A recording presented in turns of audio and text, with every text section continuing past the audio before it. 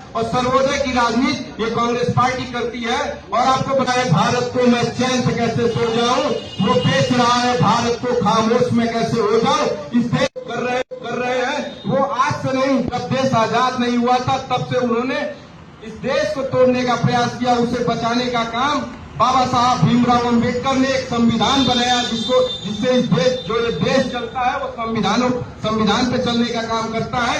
मगर भारतीय जनता पार्टी और आरएसएस के लोग केवल उसे वो गोडसे की राजनीति पे चलाना चाहते हैं। उनका एक अलग संविधान है कि कब्जे की राजनीति करे। कांग्रेस हमेशा सर्वोदय की राजनीति करती है और ये कब्जे की राजनीति करते हैं। जैसे आपको मालूम है कि पाकिस्तान में केवल 25 लोग पूरे पाकिस्तान को चलाने का काम करते हैं, वो एक कब्जे की राजनीति है। मगर भारत ये जो संविधान है इसमें हर आपका, हमारा, हमारे भाई का, सारे जाति धर्म को तोड़कर हर व्यक्ति को जोड़ने का प्रयास, तब ये संविधान बना है और संविधान को चलाने का काम किया जाता है। और सर्वोदय की राजनीति ये कांग्रेस पार्टी करती है। और आपको बताना चाहते हैं कि एक बार पूर्व प्रधानमंत्री पंडित जवाहरलाल नेहरू जी एक गांव में गए और लोगों ने, जब वो पहुंचे तो लोगों ने नारा लगाया भारत माता की जय, भारत माता की जय। तो उन्होंने कहा भारत माता कौन है? तो लोगों ने कहा भारत माता कोई देवी नहीं है। भारत माता का मतलब है आप, हम, इस भारत का एक एक व्यक्ति, जंतु, नदी, नाला, व्यक्ति सबको मिलाकर ये भारत बनता है। तो भारत माता की जय वो है, उसको बचाने का काम आज हम सबके नेता आदरणीय राहुल गांधी जी कर रहे हैं। और कांग्रेस की सरकार 2014 में थी, जैसा कि आप सभी को मालूम है। आज 45 साल से ऊपर हो गए और सबसे ज्यादा बेरोजगारी, मैं युवाओं की बात करना चाहता हूं। आज देश में सबसे ज्यादा बेरोजगारी 45 वर्षों में आज के समय है।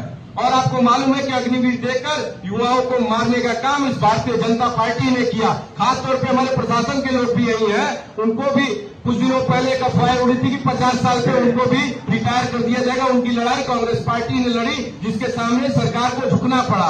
आज मनरेगा की बात हो, मनरेगा की वजह से आज घर घर में लोगों को रोजगार मिल रहा है, उसकी देन आदरणीय श्री राहुल गांधी जी है। और इस संविधान को बचाने के लिए कांग्रेस पार्टी, मैं यही बताना चाहता हूं कि बाबा साहब भीमराव अम्बेडकर की नीति को मानने वाले लोग और उनके जो वंशज है, वो जब तक, और कांग्रेस पार्टी के लोग जब तक जिंदा है, संविधान को कोई रोक नहीं सकता।